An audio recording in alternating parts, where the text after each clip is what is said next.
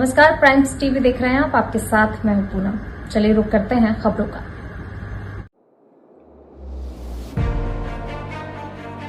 खालवा थाने में गौवंश तस्करों पर एफआईआर न होने से बजरंग दल के कार्यकर्ताओं में आक्रोश।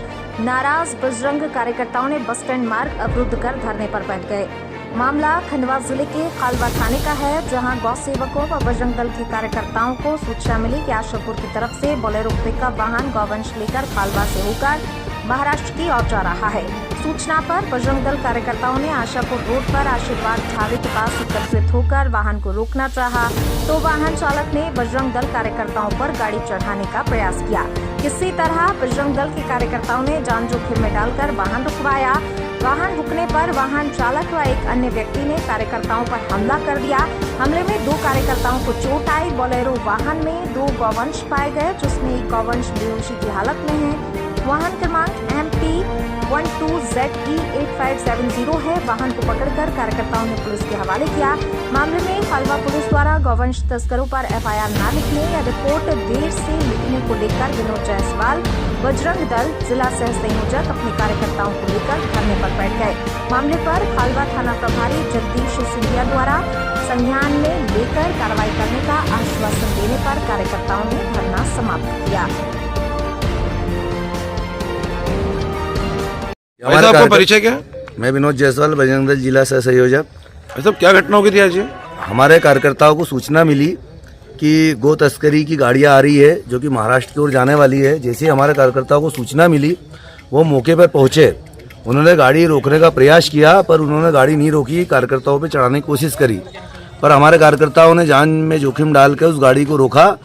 फिर वो गाड़ी रुकी, पर जैसे ही वो गाड़ी से उतरे और हमारे कार्यकर्ताओं पर उन लोगों ने हमला कर दिया, जिससे 2-3 कार्यकर्ताओं के ऊपर ये जख्म भी हुए हैं। हथियारों से उनने प्रहार किया और उसके बाद हमारे कार्यकर्ताओं और कुछ आ गए। उन्होंने गाड़ी को पकड़ के खालवा थाने लाए हैं। कार्रवाई चल रही है और आए दिन ये गो तस्करी हमारे यहाँ से होती है, क्योंकि महाराष्ट्र का एरिया हमारे क्षेत्र से लगा हुआ है। शिवनी मालवा से ये गाड़ियाँ आती है। फर्जी पत्रिका ये बना लेते हैं, रसीद जिसको बोलते हैं, क्योंकि वहाँ आप अभी जाओगे तो आपको फर्जी रसीद बना के वो दे देंगे। अभी ये जो गाड़ी पकड़ी है उसमें 3 से 4 गायों की रसीद है, पर कितने पाए गए? 2। और इतनी कुर्ता से एक तो नीचे पड़ा हुआ अभी। अब अगर आप गाड़ी खोल के देखोगे, और अभी 20 से 25 दिन पहले भी हमारे कार्यकर्ताओं ने गाड़ी रोकने की कोशिश करी, पर उन्होंने गाड़ी नहीं रोकी और हमारे कार्यकर्ताओं पे गाड़ी चढ़ाने का प्रयास किया। इसलिए वो हट गए, क्योंकि बहुत स्पीड में थी। आए दिन गो तस्करी यहाँ से होती है।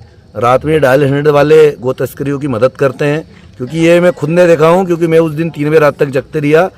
मल्लागढ़ से एक गाड़ी निकलती उधर से, और मल्लागढ़ से डायल 100 उसको कवर करके उनको भेज देती है और डायल 100 रह जाती है। तो बार बार ये गो तस्करी हो रही है। पुलिस प्रशासन सोया हुआ है, क्योंकि कुछ एजेंट इनके साथ डायल 100 के साथ मिले हुए हैं और उनकी मदद करते हैं। अब वो जो भी है, पर हमारा प्रशासन से निवेदन है कि गो हमारी माता है, उनकी रक्षा करना हमारा कर्तव्य है। और बार बार हमारे क्षेत्र से तस्करी होती है और कई बार हमने पकड़ा है और उसमें हमको सफलता भी मिली है। पर आए दिन ये तस्करी रोकने के कार्य क्या बजरंग दल का ही है? प्रशासन क्या करता है? प्रशासन का भी काम है कि ये गो तस्करी रोके। जबकि अभी मध्य प्रदेश में एक भाजपा की सरकार है, मोहन जी यादव की सरकार है, पर ये गो तस्करी इस तरह से हो रही है, इसको रोकने का प्रयास प्रशासन भी करे। हमारे कार्यकर्ता तो दिन रात मेहनत कर रहे हैं, पर करने के बाद भी उनको ये जख्म मिलता है और प्रशासन चुप रहता है, क्योंकि उनको कहीं ना कहीं कुछ मदद मिल रही है एजेंटों के द्वारा। तो हमारा प्रशासन से ये निवेदन है कि डायल 100 में ऐसे लोगों को बिठाए जो कि गो तस्करी को रोके, और हमारे कार्यकर्ता जो घायल हो रहे हैं उनको भी रोके। सर, आप ये कहना चाहते हैं कि पुलिस प्रशासन इस मामले में लिप्त है और पुलिस प्रशासन के माध्यम से ही ये गो तस्करी का काम चल रहा है? 100% है, क्योंकि मैंने देखा उस दिन डायल 100 ने उसको फॉलो किया और उसको अपने रास्ते पहुंचा दिया और डायल 100 आ गई सामने।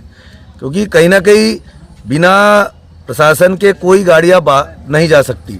4-4, 5-5 गोवंश गाड़ी में भर के ले जाते हैं। तो मेरा मतलब है कि बिना प्रशासन की मदद से कोई नहीं ले जा सकता, क्योंकि हमारा क्षेत्र महाराष्ट्र से लगा हुआ है, आदिवासी क्षेत्र है। आए दिन गोवंश तस्करी हो रही है और बिना डायल 100 के नहीं निकल सकते। जबकि डायल 100 का काम होता है 24 घंटे अपडेट रहना।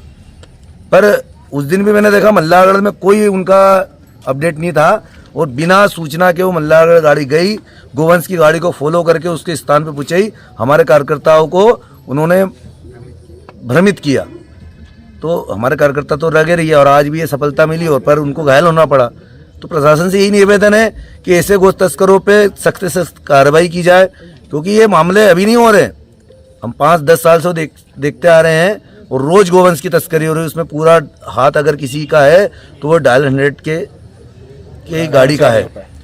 क्या परिचय सर आपका? मैं विनोद जायसवाल बजरंग दल जिला सह संयोजक हूँ और हमारे कार्यकर्ता दिन रात ये गोवंश तस्करी को रोकने का प्रयास करते हैं।